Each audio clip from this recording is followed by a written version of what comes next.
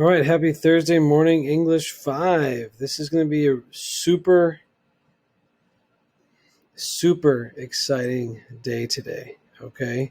Not only because it's really late and I'm wearing a hat indoors, but because we are starting our first summative unit, which is, if there's any reason to celebrate, it's this. I think everyone can agree on that. I'm sorry, but it's an exciting day. You'll notice here on Google Classroom that we have a new topic heading, RIT2, RL4. Those are the first two skill standards that we're going to be hitting in this unit. So that's why they're the topic heading.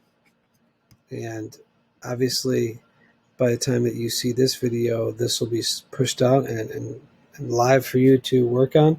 This is going to be lesson 1, where I'm going to be introducing this unit as a whole, and then specifically going to start introducing the first skill that we're going to work on, which is RIT2, which is objective summary. So I'm going to do that, and then I'm going to explain what your first assignment will be that corresponds with that. So I'm going to do the slides first.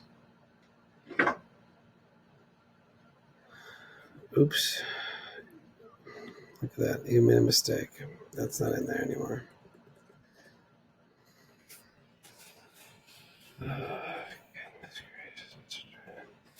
You ever proofread anything? Okay.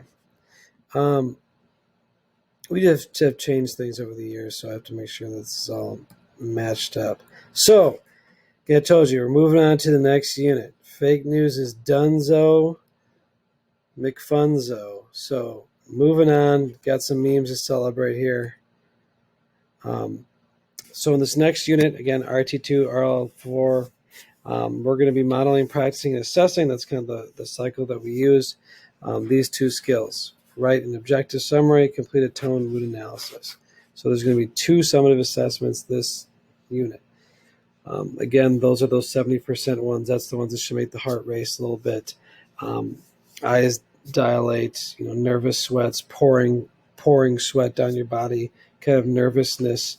I'm just kidding. But there's going to be the first 2 summative assessments. So it is a reason to make sure that we're alert, we're paying attention, and realize that the big guns are coming out, so to speak. Sorry. This unit. I just thought that would be funny to put in, but that's kind of stupid now that I'm looking back on it. That's a lot of summatives. I was going to make a joke. Okay. Here are the 2 summative skills that we're going to work on. Here are the 2, how they're exactly worded. I'm not going to read these to you right now. We'll look at them more deep. We're going to look at RT2 in more detail in a second, but we'll look at RL4 when we get there. This is actually, it's going to bother me. Sorry, I'm going to do it again.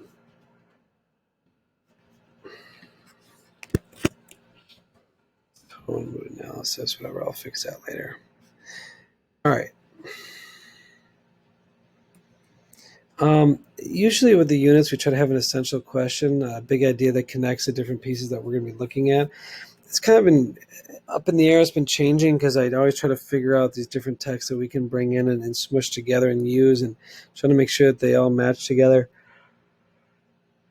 Excuse me. But right now it's going to be, what effect does change and conflict have in our lives? Not sure if I like that. We'll see if we keep that, but that's going to be kind of a driving theme that we'll use with the pieces that we select, is kind of this idea of change, of conflict, of struggle, of diversity, diverse voices, struggling and conflict.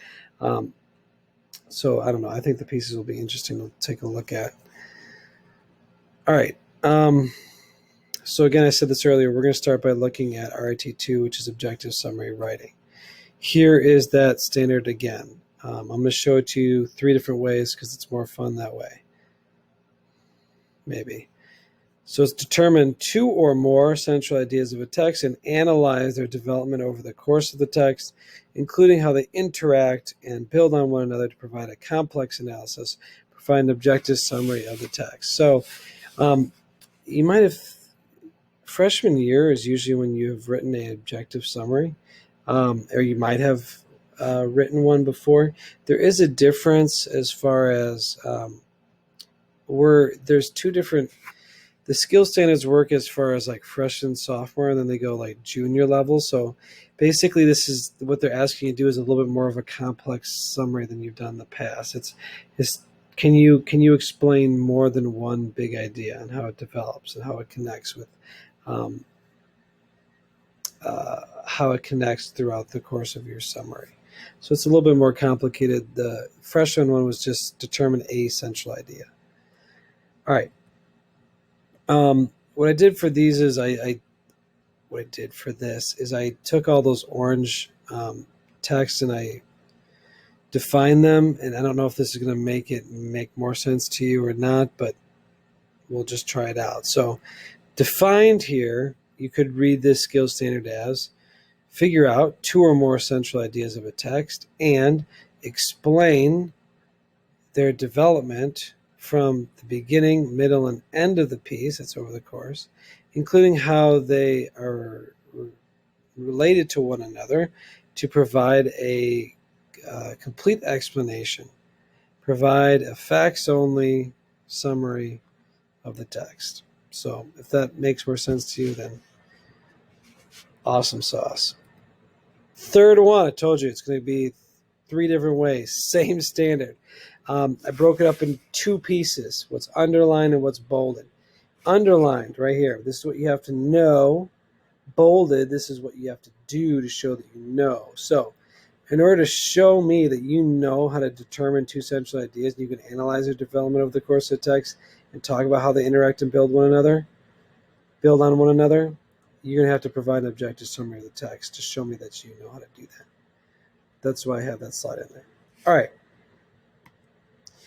Before we get there, we're going to pump the brakes a little bit. I want to take a step back and just work on practicing to make sure that we can pull details. How do we get to that summary? A lot of us, some people are good at just, okay, I can read this and summarize it. Other people are like, yeah, well, I don't know how to summarize it. That's what we're going to help you do right now. I'm going to show you a step-by-step process of how to get there. So your first assignment is going to help us do that.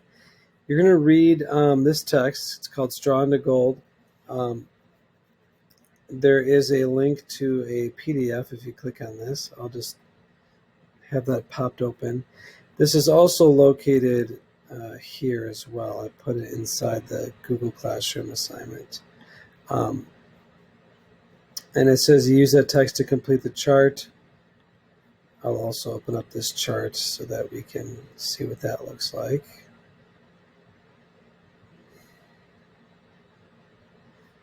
All right, cool chart here. And then it says, I broke the reading into 3 sections labeled on the PDF. Those 3 sections correspond to the colored columns on the chart. I completed the central idea statement and the column for the first section. You need to complete the chart for the other 2. Because it's the first time that we're doing this, I wanted to model some parts of it and not have you do it completely on your own. So that's what I'm trying to explain on here. So I'll try to show you what I'm talking about by first looking at this PDF, which I hope it shows up for you. Yes, it does. Okay. So the first page is just background on the author, which is interesting, and you really should get some context on the author whenever you're going to study a text, especially if you want to summarize it. So it gives some good background on her. She's really famous for The House on Mango Street, a collection of poems. Sandra Cisneros, terrific poet, author. Anyway, so here's where the actual text starts. Now you see some crude drawing in here. Part 1, see that? So everything you read after that's part 1, all the way down to here. Top of this page starts part 2, and that goes for a little ways to here. Then part 3 goes all the way down there, and then to the end. Why in the world am I showing you that? On the chart that you have to complete, you see that the colors correspond to the parts. So the blue part blue, and then I had a yellow arrow for yellow, and a red arrow for red. See, again, I have a problem. Okay, I'm really trying to seek therapy about it, but I get really organizationally. I want to be color coded. I want to make sure you don't get lost. Some people do anyway, but that's okay. But again, this is the central idea statement. This is where I feel like this is the main idea of what I think this is supposed to be about.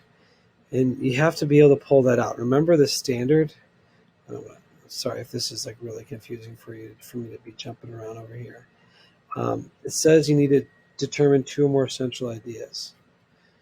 Okay, well, if we go back to this chart, I said in Sandra Cisneros' essay, Strong to Gold, she describes her life experiences and how those experiences led her to becoming a writer. All right, cool beans. That has two central ideas. I bolded them for you. Then what I did was I took that blue section, section 1, all right, and I completed that first column. I need to find details from section 1 that help me to prove this CIS. CIS is central idea statement. 3 means you should have at least 3 details, 3 quotes. I keep mine brief. Ellipsis points here, if you see this, that just means that I took chunks out of that text. So these are the 3 ones that I found. And then I went in and I explained how those details, section 1, support that central idea statement. Okay? Now, you haven't read this. You could pause, read this, then come back and hear me explain this. But either way, in this first section, I have some quotes here. And then I have Sandra starts off her essay describing this experience where she's abroad studying in France, and her friends want her to make tortillas, but she has never made them before. She compares the stress of that moment to when she had to complete an exam for her Master's of Fine Art degree. It seems she is using the story as a way to introduce her life experiences, specifically life experiences involving things she didn't know she could do. Actually, show a comma there. Which eventually leads her to the ultimate thing she didn't think she could do, which was to become a writer.